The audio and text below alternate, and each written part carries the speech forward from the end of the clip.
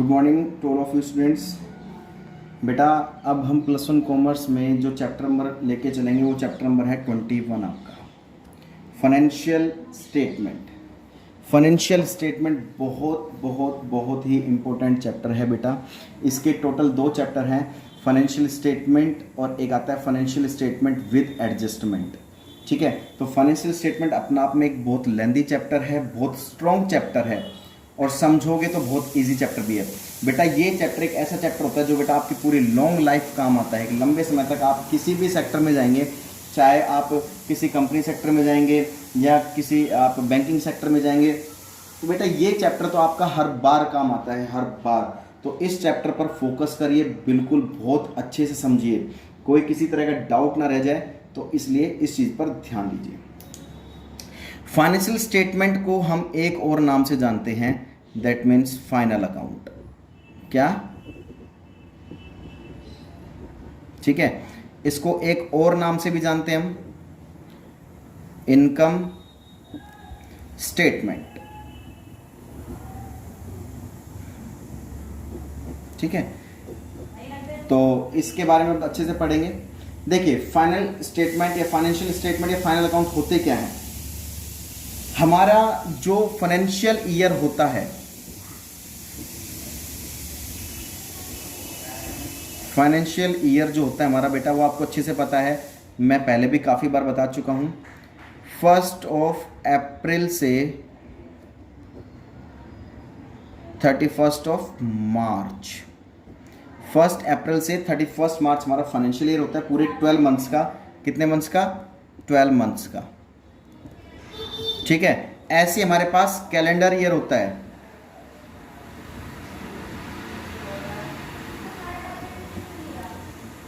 Calendar year होता है बेटा 1 जनवरी से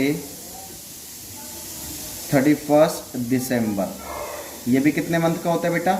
पूरे 12 मंथ का होता है। तो हम चैप्टर पढ़ रहे हैं फाइनल अकाउंट, यानी कि फाइनली अकाउंट कब बनते हैं हमारे।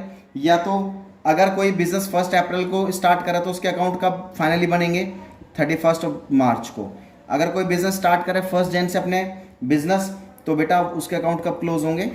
31 दिसंबर को। तो ये हमारा क्लोजिंग ईयर होता है। फाइनली ईयर हमारे क्लोज कब होते हैं? इन 2 तारीख में से 1 तारीख को फाइनली हमारे ईयर क्लोज होते हैं। तो इस चीज़ का एक बार ध्यान रखना बेटा, बहुत इंपॉर्टेंट बात मैं आपको बताने जा रहा हूँ। फाइनल अकाउंट या इनकम स्टेटमेंट या फाइनेंशियल स्टेटमेंट, फाइनल अकाउंट से क्या पता लगता है? फाइनली जब हम लास्ट में जब अकाउंट बनाते हैं, फाइनली उससे क्या पता लगता है हमें? 2 चीज पता लगती है हमें, या तो बिजनेस को प्रॉफिट होगा या फिर लॉस होगा। ठीक है, और एक चीज actual financial position of business. ठीक है, तो ये 2 चीज पता लगती है हमें। एक तो बिजनेस के एक्चुअल फाइनेंशियल पोजीशन का पता लग जाता है, और सबसे बड़ी बात बिजनेस का प्रॉफिट लॉस का पता लगता है जब हम फाइनली अकाउंट बनाते हैं, फाइनल अकाउंट बनाते हैं। और फाइनल अकाउंट कब बनते हैं? 31 मार्च या फिर 31 दिसंबर को। ठीक है, क्योंकि ये पूरे 12 मंथ का एक पीरियड होता है। ये बात समझ में आ गई होगी आपको अच्छे से। अब जब हम फाइनल अकाउंट प्रिपेयर करते हैं बेटा, तो यहां पर जनरली 3 अकाउंट बनाए जाते हैं। यहां पर 3 अकाउंट बनाए जाते हैं। सबसे पहला अकाउंट बनाया जाता है ट्रेडिंग अकाउंट। आज बेटा मैं आपको बेसिक बताऊंगा इसके बारे में। सेकंड आता है प्रॉफिट एंड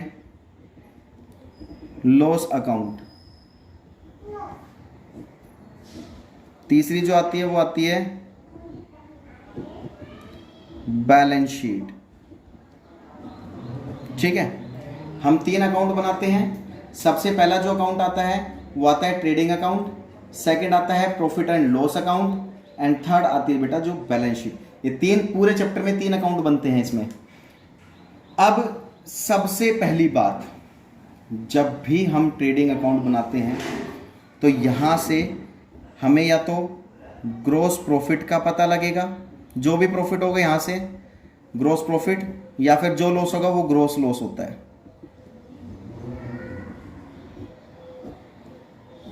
जबकि प्रॉफिट एंड लॉस अकाउंट से या तो बेटा नेट प्रॉफिट होगा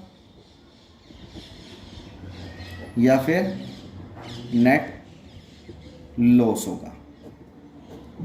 ये चीज ध्यान रखना। और एक बिजनेस की एक्चुअल फाइनेंशियल पोजीशन का पता किससे लगता है? बैलेंस शीट से। एक बिजनेस की एक्चुअल फाइनेंशियल पोजीशन का किससे पता लगता है बेटा? ऑफ कंपनी, वो बैलेंस शीट से पता लगती है। ये बात आपको समझ में आ गई होगी अच्छे से। तो अब ध्यान देते हैं एक चीज पर कि ट्रेडिंग अकाउंट में जो या तो ग्रॉस प्रॉफिट होगा ग्रॉस लॉस होगा, और net profit profit and loss account से या तो नेट प्रॉफिट होगा नेट लॉस होगा। तो so what is the difference between gross profit and net profit? सबसे इंपॉर्टेंट बात आती है, कई बार बेटे इन बच्चों को ये बेसिक चीजें नहीं पता होती हैं कि ग्रॉस प्रॉफिट और नेट प्रॉफिट में क्या डिफरेंस होता है।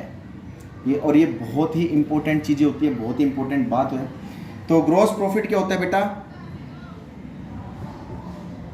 Before tax less. Net profit होता है बेटा आफ्टर टैक्स लेस। ठीक है। अब आपको बहुत अच्छे से क्वेश्चन के माध्यम से मैं बता देता हूं कि बिफोर टैक्स लेस का मतलब ग्रॉस प्रॉफिट होता है, और आफ्टर टैक्स लेस का जो मतलब होता है वो होता है नेट प्रॉफिट। चलिए अब इसके बारे में देखते हैं। मान लीजिए एक प्रॉफिट हुआ कंपनी को, प्रॉफिट ऑफ कंपनी। एक मान लीजिए बेटा एक कंपनी को प्रॉफिट हुआ है, एक कंपनी को प्रॉफिट हुआ है ₹5 लाख का। ठीक है। उसने इस प्रॉफिट में से टैक्स पे कर दिया। मान लीजिए उसने टैक्स पे कर दिया बेटा 50,000 रुपए। ध्यान से सुनना, मैं क्या बताना चाह रहा हूं। मान लीजिए एक कंपनी को प्रॉफिट हुआ है इस साल ड्यूरिंग द ईयर 5 लाख रुपए का, और उसने इस साल जो टैक्स पे कर दिया है वो बेटा पे कर दिया है 50,000 रुपए का। दोनों का मतलब समझ में आ गया। अब उस बिजनेस के पास प्रॉफिट कितना बचा? 4,50,000 रुपए बचा। ठीक है। तो ये हमारा क्या कहलाता है? Actual profit. अब ये एक्चुअल प्रॉफिट हमारे पास क्या हो गया? कितने का बचा? 4,50,000 रुपए का बचा। तो देखो यहां पर कहना क्या चाह रहा था कि ग्रॉस प्रॉफिट और नेट प्रॉफिट में डिफरेंस क्या होता है। यही बात समझ में आ गई। इस टेबल को बहुत अच्छे समझना, मैं वो चीज़ समझाना चाह रहा हूँ कि इस टेबल को, इस क्वेश्चन के माध्यम से ये चीज़ अब समझ में आ जाएगी आपको कि ये चीज़ मैंने क्या बताई है। देखिए मैंने कहा था ग्रॉस प्रॉफिट होता है बेटा बिफोर टैक्स लेस, और नेट प्रॉफिट होता है हमारा आफ्टर टैक्स लेस। अब ग्रॉस प्रॉफिट, टैक्स लेस करने से पहले का प्रॉफिट, टैक्स लेस करने से पहले का प्रॉफिट ग्रॉस प्रॉफिट कहलाता है, और टैक्स लेस करने के बाद का प्रॉफिट नेट प्रॉफिट कहलाता है। तो दैट मीन्स बेटा टैक्स लेस करने से पहले का प्रॉफिट हमारे पास कितना था? 5 लाख था जब तक हमने टैक्स लेस नहीं किया था। तो टैक्स लेस करने से पहले का प्रॉफिट हमारे पास 5 लाख था। सो दैट मीन्स बेटा ग्रॉस प्रॉफिट, ये हमारा ग्रॉस प्रॉफिट है। एंड नेट प्रॉफिट क्या होता है? After tax less. Tax less करने के बाद का प्रॉफिट, आफ्टर हो गया टैक्स पे करने के बाद का प्रॉफिट, वो बेटा हमारा नेट प्रॉफिट कहलाता है। तो दोनों चीज़ आपको अच्छी समझ में आ गई होगी। So difference between gross profit and net profit. अब क्लियर है ये बात? बेटा आप चाहो तो इसका स्क्रीनशॉट ले सकते हैं। चलिए तो बेटा इस टॉपिक जो मैंने बताया है, इस टॉपिक को अच्छे से पढ़ना है, समझना है। फिर भी कोई डाउट होता है तो मेरे से डिस्कस कर लेना, और बेटा जितना हो सकता है पढ़िए, समझिए। ठीक है। तब तक के लिए सेफ रहिए, सुरक्षित रहिए। जय हिंद, जय भारत।